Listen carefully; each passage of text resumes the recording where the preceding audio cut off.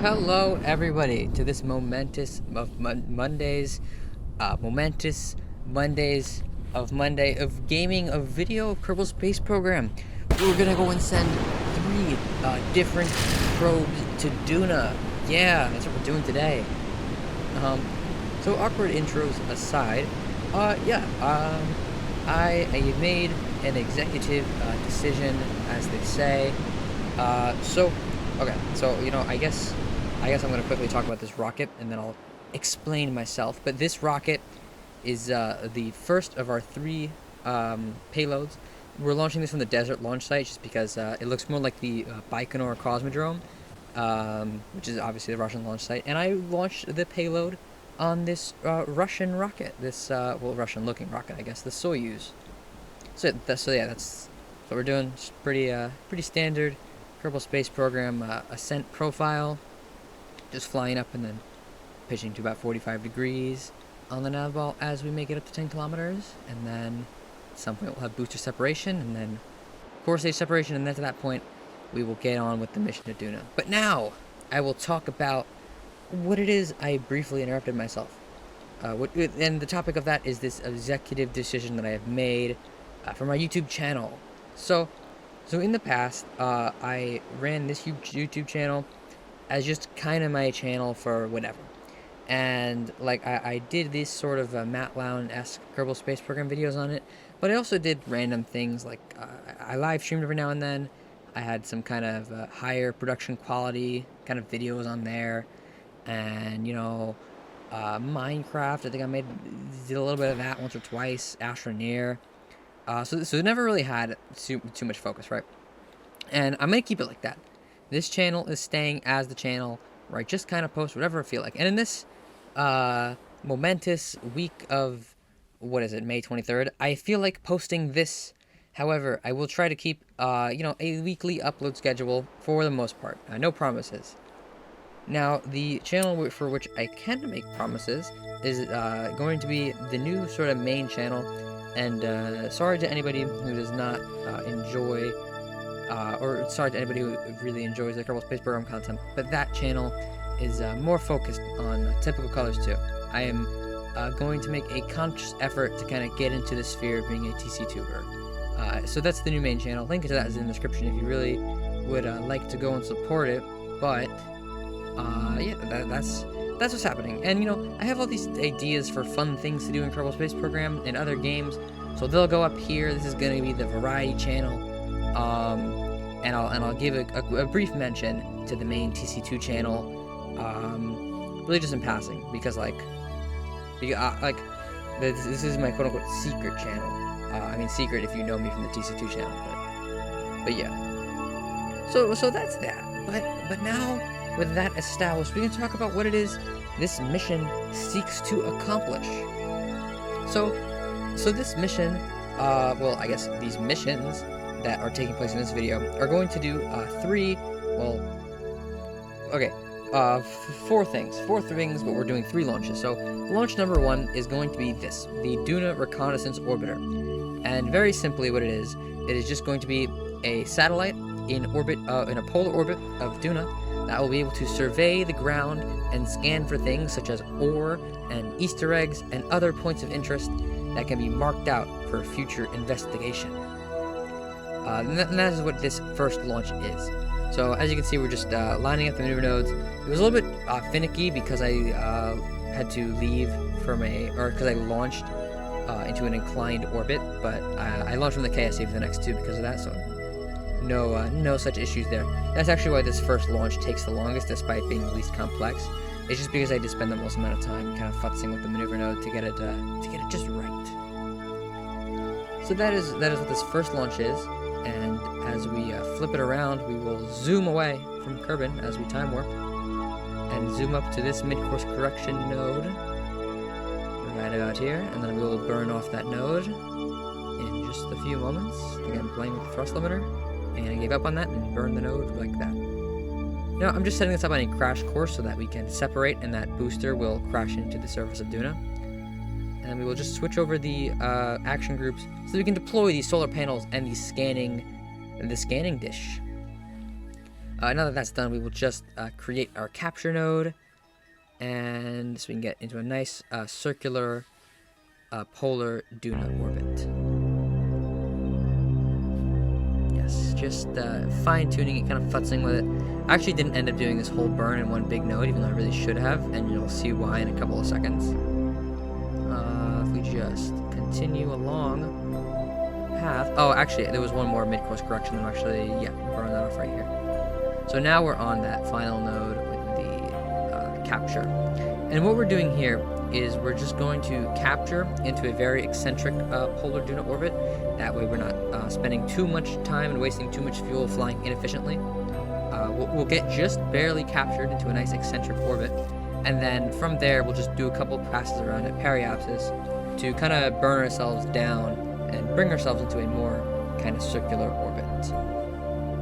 And as we can see below us is the orange planet, the red planet, and its ice caps. The planet that we know as Duna, and we're now performing that initial capture burn to get ourselves captured. Actually, we've probably been performing it for a couple seconds, and I might have just talked past it, but that's what's happening on the screen now. So that's what I'm going to mention, and yeah. So we did that initial capture burn, and then we had the issue of not having connection with the KSP because we have a very small antenna dish. This will be fixed by a launch in the very near future, so worry not. We have a very small antenna dish, and we can't get signal to the Kerbal Space Center from where we are now. But luckily, we don't need to really do that because we're pro at this game, and we can just burn retrograde after a couple passes around at periapsis. No need for maneuver nodes or manual or fine controls or anything like that. We can just eyeball it. That's what they do it at NASA, isn't it? But yeah, so we're just doing that. Going to do what we just did, our second swing around to periapsis, and then we lowered our orbit to be nice and circular around Duna. So now we can orient ourselves and plot out another Duna transfer window and time warp to that time and time, because until we get to that point, the probe is not able to communicate with Kerbin. Kerbin is just too far away, so we have to wait for that transfer window to come around, and when the stars align, or when the planets align, the probe will be able to communicate with Kerbin once more. As you can see, connection has been reestablished. It's very weak, but it's there, and so we can open KerbNet, and we can perform some scans. We can do the scan for resources, which we're obviously going to need. Or actually, obviously, we might need it in the future if we ever send. I guess I'm kind of alluding to it, but so the whole reason we're doing this, the whole reason we're sending 3 robotic missions to Duna is because we're going to send a very big and elaborate set of manned missions to Duna, and we're going to do it realistically. And when I say realistically, I do mean that with using the word in a pretty liberal sense. We are going to have some kind of ridiculous things, but for the most part, it will be realistic. We will use mostly current or technologies that could have existed, such as the nuclear engines, but we'll put them up in space in a more realistic manner. We'll use things like we're going to build a big spacecraft to take our crew to Duna, and obviously to set up a Duna base camp space station. We'll have a surface base with some rovers, mining bases for fuel, and of course we're going to use all sorts of realistic shuttle-derived launch vehicles, including space shuttles, Shuttle A, or when I say Shuttle A, I mean the shuttle we got, and Shuttle C as well. I will be using Shuttle C. That is a promise I am making right now. We'll use Shuttle C, SLS, Space Shuttle, Constellation, the one with the SRB, or the one that was just an SRB. We'll use all those things. Yeah, it'll be a great time, and a fun time we had by all. Except that's not what's happening in this launch. This launch is an Ariane 5, or at least the 2.5 meter rocket. This kind of looks like an Ariane 5. This one is carrying 2 probes. This one is carrying the High Polar Orbit Relay. I think that's what I called it. It's just it's a satellite with a big dish that's going to sit in a high orbit over Duna. That way, it can just give better relay coverage to the surface. Oh, there you go, booster separation. Oh my god, I never even had to talk about booster separation for the first launch. I was busy talking about the purposes of this channel and the main channel, which, subscribe to the main channel. Like I said, link in the description. Maybe I'll also put like a card on the screen. I don't know. I'll see if I can. But yeah, so there's boost separation, and now we're just gonna continue flying it like a rocket, like you would fly a standard Kerbal Space Program rocket. We are getting a little bit toasty, and we are flying a little bit too flat, so I am gonna pitch up just so we can get our apoapsis up a little bit higher. But these flames are really no big deal. We can handle this. This is just a Sunday's drive for the great Jebediah. Well, I guess Jebediah isn't on this mission, right? Because it's a probe mission. It's not a manned mission. Manned? Well, I guess it would be a crewed mission. We'll say a crewed mission, because Kerbals, they aren't men. They're not humans. I mean, I guess some of them are men, some of them are women, but they're not humans. And so, saying man would be, I guess it would be inappropriate or like man as in mankind. I guess that'd be kind of inappropriate when referring to Kerbal kind. I don't know. This tangent has gone on for far too long, I think. So long, in fact, that we are now getting lined up with the second transfer to Duna. We're zooming around Kerbin to get to that maneuver node, and then we will burn it off to get our ejection, and then I think after our ejection, I think I just go straight into the circularization. We'll have to wait just a few moments to finish that ejection burn. There it is. There's the ejection burn completed. I think I do a little bit of oh no, I don't even bother with fine-tuning. We're just going to, set up our capture and then go back to the launch pad again for this SLS, because we're launching a second rocket in this Duna launch window. This one is carrying the most interesting of the three payloads. This is carrying the... Oh, I didn't even talk about the... I'll talk about the second probe when we get back to that one. How about that? This rocket is carrying a rover, a Duna rover. It is a pretty realistic Duna rover, I will say. I mean, you'll see it when you see it, but you also might see it in the thumbnail, or not. I don't know. I actually never make the thumbnails, like, beforehand. I always make the thumbnails, like, a lot. So, like, basically every time I make a video, like, I get through all these steps, and I make a title for it, and I get all these nice things done. I go to upload to YouTube, and I see the thing where you're going to make a thumbnail. I'm like, crap, I forgot to make a thumbnail. And then I go and make the thumbnail. That's usually the flow of how it goes. But yeah, I mean, I kind of have an idea of what I'll do with that thumbnail. I'll probably just make a thumbnail that features all three spacecraft, and hey, look at that. There we go. That's booster separation. So I'll have the core stage. Now this, admittedly, this rocket is like super, super overkill. I think we ditched that core stage when it still has like 2,000 meters per second in it. Oops. I don't got an excuse there. That's my bad, I suppose. But yeah, there is a fairing separation. You can see the cruise stage and the landing shell that the rover is encased in. You don't get to see the rover yet, because we have to wait for that. Now, I guess I could touch on it when I get to the point, but I mean, what is we're talking about right here? We're just doing circularization around Kerbin into a parking orbit. Nothing super interesting. See, if I was a real Kerbal Space Program Chad, I would just not bother with a parking orbit, and I would just go straight from the ground to my Kerbin ejection. I have done that specific flight profile like maybe once or twice, and I was being really lazy.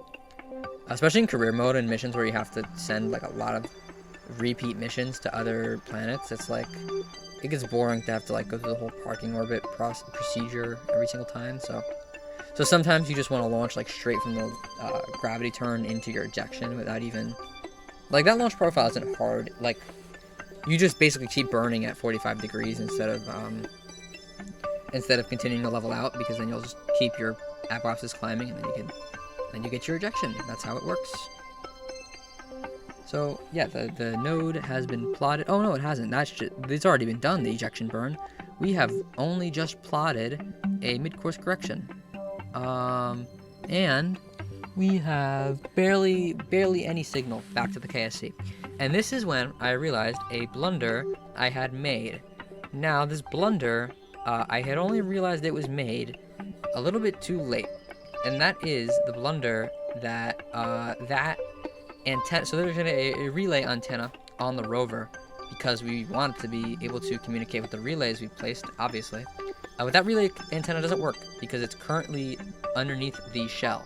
Now, I don't know if this has been in the game forever, and if it has, I feel kind of stupid, but I was unaware of this feature, so I just ended up disabling ComNet just for the flight of this, because you don't have the IJKNL RCS controls when you don't have probe control. So full transparency, this mission was played mostly with ComNet completely on, but it was briefly disabled, literally just for that. But we have arrived at Duna and already finished the capture burn with this payload. We can deploy the first of the 2 probes attached to the rocket, which is the relay. As you can see, nice big solar panels, nice big dish. Now we can take the second probe over to Ike. This is going to be the Ike Scout. So basically, this mission, we're sending all of these probes to Duna so that we can scout it out. Wait, I already said this. We're scouting out Duna so that we can send crewed missions to it in the future. Oh, and the game crashed right here. Yeah, just it broke. I don't know why, but I did reload it and I did finish the mission, and I can cut to that now. But anyway, we're sending all these probes to sort of scout out Duna and Ike for future crewed landings. And so, as with the rover, this is a necessary first step in kind of figuring out what exactly it is we need in order to construct our Ike and Duna landers. So yeah, just zooming down, racing down, because actually the footage sped up to 800% speed. But we can slow it down right here to get a nice real-time real-time video of this beautiful, graceful, buttery, dare I say, landing attempt. Just watch.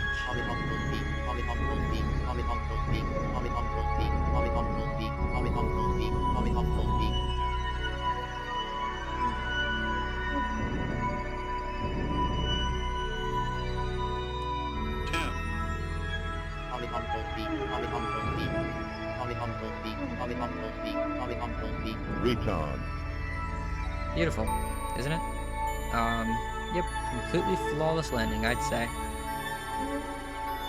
We'll just flip this thing upright and then zoom out. I said we'll zoom out and crossfade back over to the rover in its cruise stage.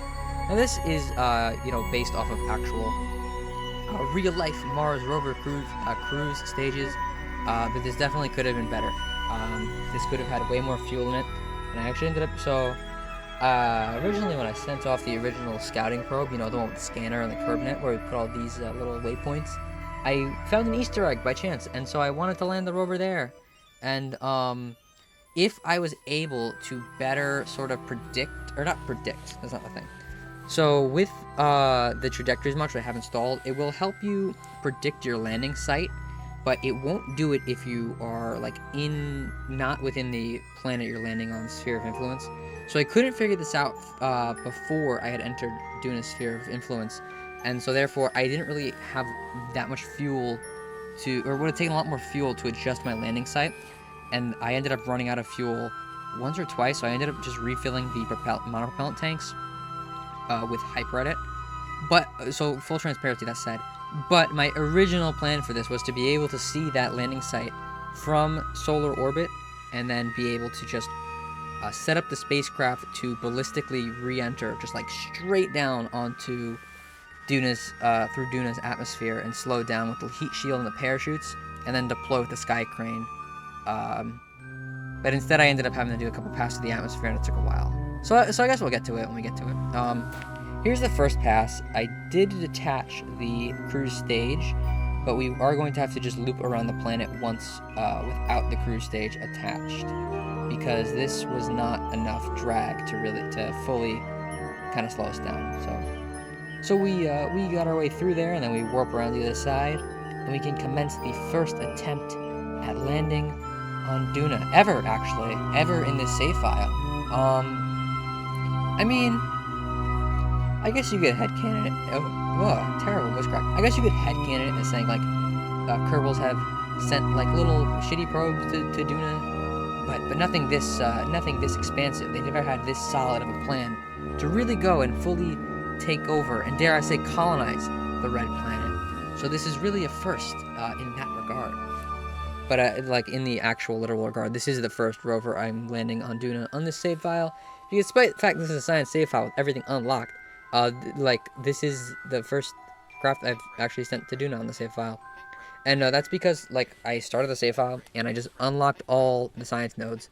because this isn't meant to be a science playthrough. This is a series where I'm going to try to extract all of the possible science I can from Duna and its moon Ike. And when I say all the possible science, I do mean pretty much exclusively just the stock science experiments.